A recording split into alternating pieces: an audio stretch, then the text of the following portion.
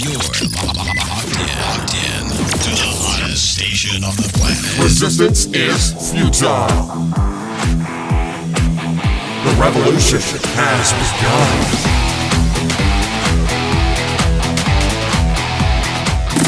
You're listening to Rebelpreneur Radio, helping you break the rules and build the business you need for the life you want. And now, broadcasting his pirate signal from somewhere beyond the status quo, here's your host, best-selling author, marketing and media strategist, Ralph Brogden.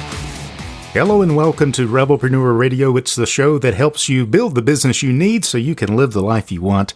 I'm Ralph Brogden. I'm all about strategic communication and trying to reach your audience with a message that is going to inspire them and motivate them to take the action that you want them to take. So the question is, how do we get in front of that targeted audience, and how do we speak in ways that we can influence them? What are the strategies for getting booked on stages in front of your audience? Today's guest is really a specialist in being able to do that successfully. I'm speaking with Tiffany May. She has spent many years working with celebrated and prominent CEOs, recognizing the values and importance of impactful leadership. Tiffany works with thought leaders and strategically markets them. She successfully books speakers, coaches, authors, C-level leaders, and entrepreneurs in front of large audiences in the media and on television. That's where you want to be to reach your people, to reach your tribe, to build your following.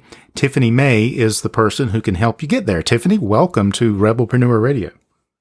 Hi, Ralph. Thank you so much for having me on your show. I can't wait to find out more about what you do and how you do it, because I think this is a mystery for a lot of people. They kind of have an idea they want to be out there, want to put themselves out there, but they really don't know how to promote themselves and how to make those connections. So I'm anxious to learn your strategies for doing that successfully. But first, tell us a little bit about how you got started doing this. What is your story?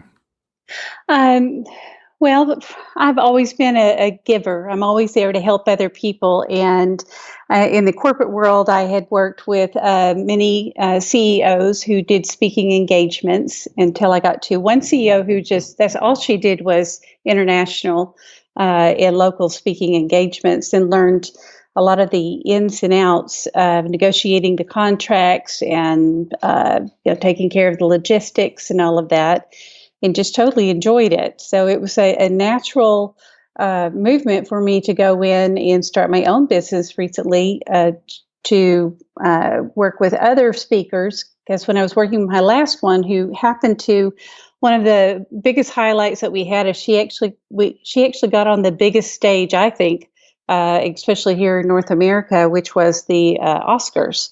Wow. She was just because of her branding and her positioning and where she was. A director who was a winner was not going to be able to come, and he reached out directly to her to see if she would actually accept his, read his speech and accept the award on his behalf in case he won, which he did.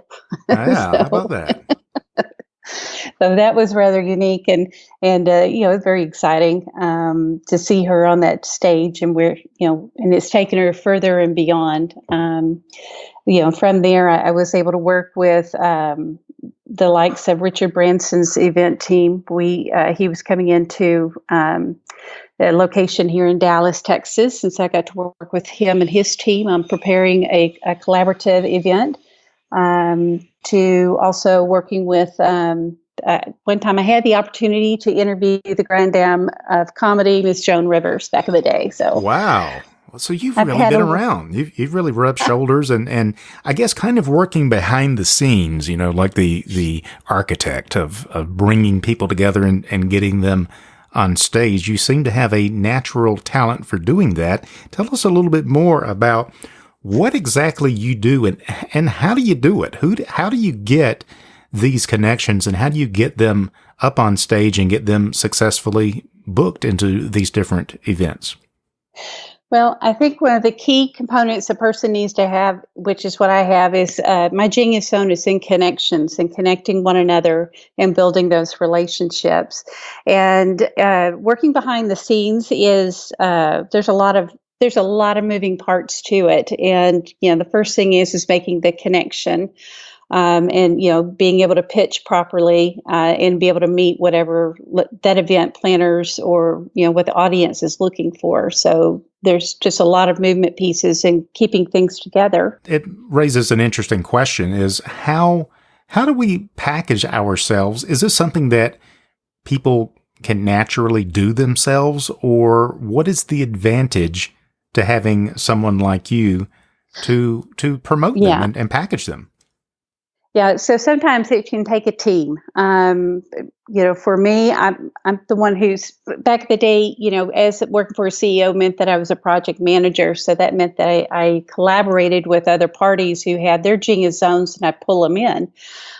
So for the packaging of the presentation, as a speaker going out there, you need to have your media collateral.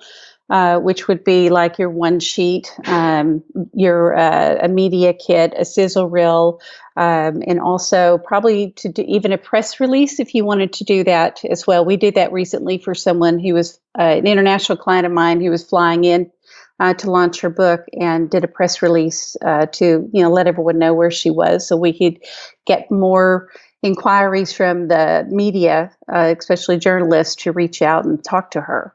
So what I do is I do some of it, but I also partner with some other people who are really skilled at doing the marketing aspect of it and building the one sheets. You need a videographer, editor to help you with the sizzle reel and really capture the essence of your of your message that's going out there. So that, these are all things that you need when you're promoting yourself out there. That's really excellent that you said that, because I think a lot of people, they just kind of don't know where to start. They just figure, I'll pick up the phone and make some calls, or they don't even know who to call. And even if they get an invitation, they don't have the collateral. They don't have the speaker sheet. They don't have the sizzle reel. They don't know how to put these things together. And it seems very overwhelming, I think, for people who don't have a team. And I think that's really one of the great advantages that you bring, is you're able to help them build this momentum behind them so that they can do whatever it is that they do, whatever their zone of genius is. And you can do what you're great at, which is packaging and presenting them in a way that is going to make what they do so much more impactful. So when you're working with people, start helping them to get on stage, or to get booked, to get on television, or whatever the goal is, what would you say is the biggest problem you see when you're trying to help the people you help to get to where they want to be? What's the big obstacle that you have to overcome? There's two ways. I take on new speakers, and I take on also seasoned speakers. For a new speaker, it really is that message. Is your message clear and concise? Is it impactful? Just so I know how to really sell it to the event planner. For the seasoned ones, it's, I don't really have a hurdle with the season ones. I think what it comes down to is you're having to recycle certain events. And most speakers don't go back to the same one. So you're constantly having to build, more opportunities every year. So the other thing is that is the event going to compensate you or not compensate you? And there are pros and cons. There's preferences of being paid only. There's preferences, there's other elements of getting paid other than a upfront speaker fee. So that would be another hurdle that sometimes I have to find out. So far in the internet world, they're not letting us know how much they're paying. So yeah. And then I've seen some where you're actually paying them to come to their event and get on the stage and present. What do you think about that? Exactly. So they call that under the guise of sponsorship. And I think if it's really targeted audience, and you can sell your services or your product, then it'll pay off in the end.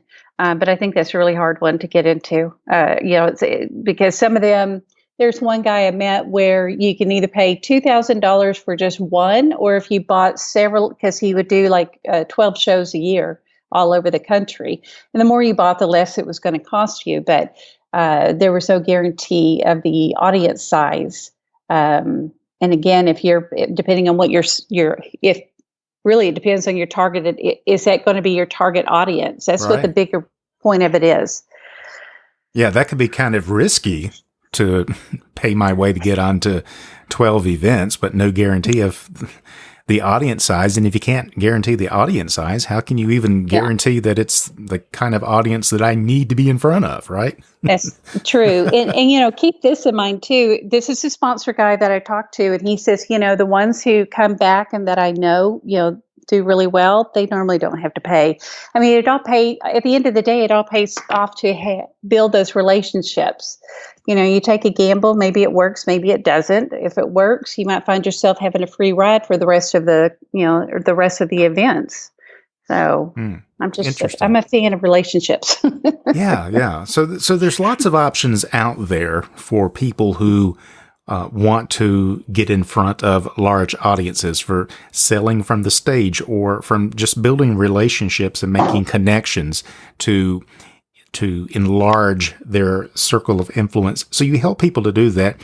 And our show has a lot of coaches, consultants, authors, speakers who listen. What can you suggest to them that would help them, I guess the word is, to be more marketable? What would make your job easier when you're trying to book them someplace? Is there something that they can be doing besides the obvious of having your collateral and so forth? But what can they begin to do to be more marketable to these venues that they want to get booked into? That's a good question. There's a lot of ways to do that. One of the things that I encourage on my end is just be engaging on all the social media fronts that you have, and share a little bit about what you're doing. It just seems, that just seems to be a natural, organic way to build your audience and to follow. But outside of that, that would probably be my biggest one to suggest. Is there a certain characteristic of people who do well on stage? I mean, do you ever book somebody and they just kind of flop, and you have to kind of do a post-mortem and say, what went wrong there? Yeah. Are some people more cut out for this than others, or what do you think? I think so. I had one client who came on, and the director had to come on, where I was like, you need to quit. I was telling her things like, you've got to quit fidgeting. You need to bring your voice up. We need to work on this. But yeah, there are just some that I like to work with people who are really invested in themselves and who are partners in it. If you are just looking for someone to just do all the work for you, and not, just show up, talk, and move on, that's not a partnership that's going to be fruit bearing. Yeah. And, I think everyone's trainable as long as you want to be able to do it. I mean, we've seen we've seen all different types of speakers up there. What captivates everyone is your endearment and, just being you, and not, canned or striking a pose just because that's when you're supposed to do it, So, but, there's so many different speakers out there. I've been fortunate enough not to have anyone that I felt that would really not do well. If they're not doing well, then luckily I've got resources to improve improve the areas that are weak at that point. And I think that anyone who wants to be a thought leader and or any kind of leader in their space, I think that they would naturally be open to learn, to improve, to get better. And it seems like the higher up someone goes in terms of the level of success, in my experience at least, the higher they are, the more humble they are, and the more willing they are to learn and to improve. Is that your experience as well? Yeah. Yes, and I absolutely fall in love with them every time, because it just amazes me when they're at a particular status, and you're kind of thinking, okay, we're going to get diva here, and they're nothing like that. They're just beautiful spirit. They're just beautiful people, and it's inspiring to me to see that the higher they go, the more humble that they are, and the more open they are to learning. But that's what I aspire to be, for sure. Absolutely. So when you work with people, they probably already have some level of success going on. They probably are seasoned speakers. Even if they're new speakers, they already have some experience in something. Right. They've got some expertise in something. So they could try to do all of this on their own. But if they were to work with someone like you, what would be the great advantage, and how would you really help them improve their chances for success as opposed to just trying to figure this out by themselves? Yeah. So the biggest thing, I think the biggest pain we all go through is time. There's never enough of it, and it's highly, highly valuable. And like I said, most speakers do not recycle places, and go back to a place. So you're always having to keep your research list alive. And that is incredibly time consuming. I could save someone 20 to 40 hours a month just by taking over the research and then cultivating the pitches and making the calls and then making the arrangements. And that's when you hire somebody like myself, that we also give them a level of credibility as well. But the biggest thing is still the time. The time is just so. It's just so, it's so much. It's like a full-time job. Yeah, it is. When someone if you really want to get out there, and this is part of your business, you're trying to get your message out to more people. It is not a situation where if you just put it up on a billboard, for example, everybody is just going to call you and they're going to show up and it's just going to be great. And I think a lot of this online marketing hype has given people a false sense of what it takes to really succeed. And it does take someone actually working full time to promote.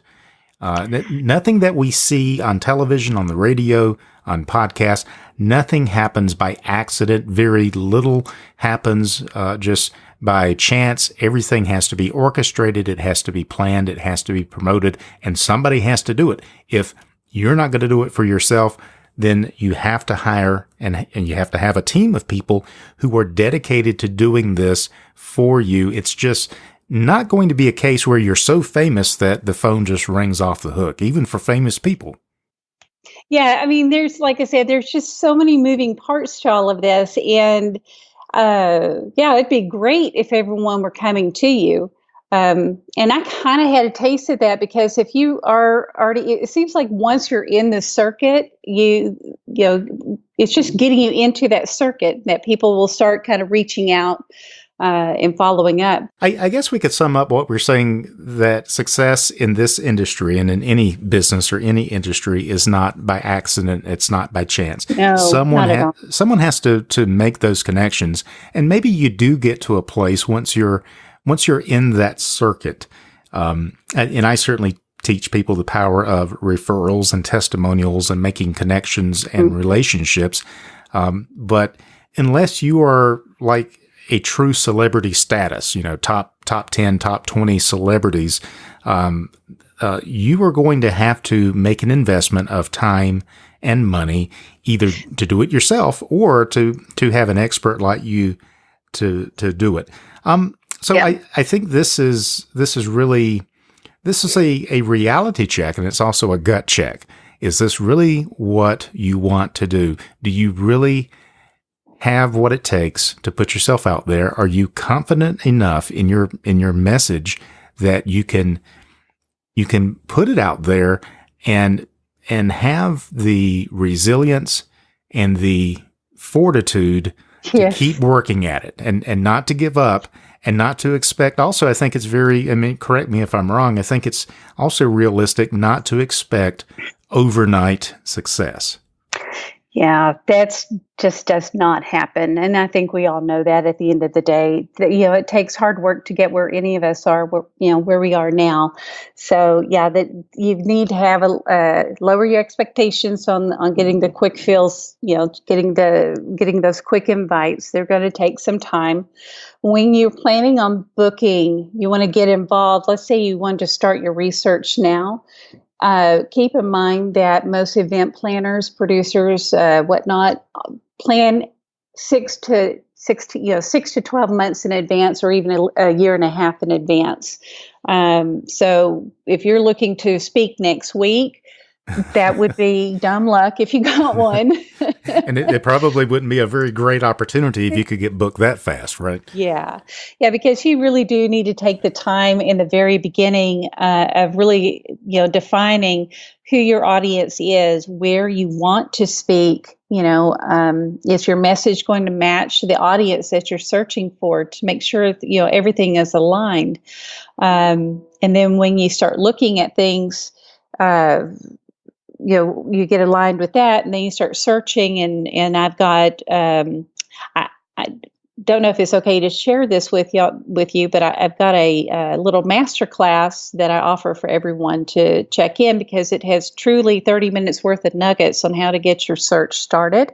Oh, okay. And we talk about making sure you have a clear and concise message. We talk about how to build, I call it the dream list. It's like the Dream 100. Where you go in and you identify, like I have one client who is, he's already a speaker, he's been doing it for a while, but we just need to refresh that research list. And one of the things that an easy thing that you can do is, and I'm just going to take a popular name here. Let's say that you have you speak about the same things that Brene Brown does. Then you could what you could do is go look at where she has spoken for the past 5 years. Take that list and then start working out that way to see if you can, because at least part of your pitch is if you really liked her, you're going to like me type of pitch in there. Yeah, and we see that with authors all the time. You'll see a book from an unknown author, and it will be promoted as written in the style of John Grisham or whatever. Mm-hmm. And that illustrates exactly the strategy you're talking about here for speakers. Right. Yeah, it's just like when I want to go buy my Advil PM and I find the generic one. It's just like. So tell us a little bit more about that blueprint that you offer to people, and how can they take advantage of that? Oh, sure. So I offer a 30-minute little blueprint strategy. Promise you no sales, because I'm just not a sales girl. But we'll talk. We'll figure out where you're at and where you can go, and I'll give you a strategy idea to kind of get you started. Or if you decide you want to go further with me, obviously we'll talk a little bit longer about it. But yeah, it's really easy to reach me. You can always just book it when you go to www.bookwithtiffanyMay.com. You can book there, or if you would like to get the strategy or the masterclass, which I promise is not a boring 40-minute webinar, but a quick 30-minute full of nuggets. That's at www.getonsstagenow.com. And if you sign up with that, you get a few goodies. I have a list in there, like the top 25 local, or not local, but U.S.-based events that are always looking for speakers. So it's just a good starting tool. Well, there you go. And that's a fantastic domain name. GetOnStageNow.com. I mean, wow. Exactly. You've got that branded. You could take that nationwide, international. And I could see that, it's like a 1-800-GET-ON-STAGE-NOW. I mean, it's just that's a super domain name. Easy to remember and love it. So I will have that on our website, GetOnStageNow.com or bookwithtiffanyMay.com. for our listeners who want to learn more. Tiffany, this has really been eye-opening, and I appreciate you sharing your insider secrets and your wisdom with us. Any final thoughts that you would like to leave us with? Well, no, not. I mean, yes and no. I if anyone is more like, hey, I want to do this on my own, connect with me. I've got a little course that's going to start in a couple of weeks that might be beneficial to you.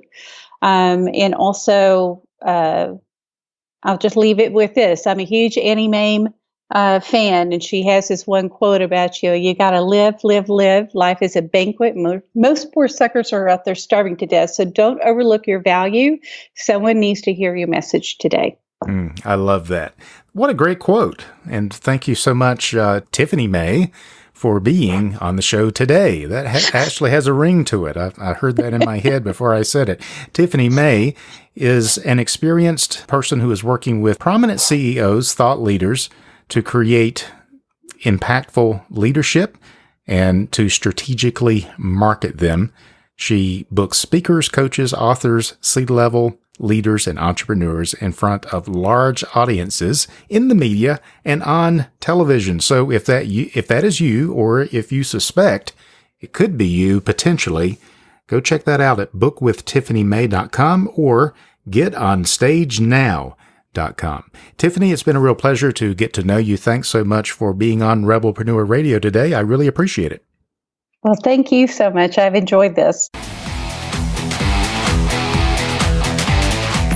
You've been listening to Rebelpreneur Radio with Ralph Brogden. Download the show notes and much more at rebelpreneur.com.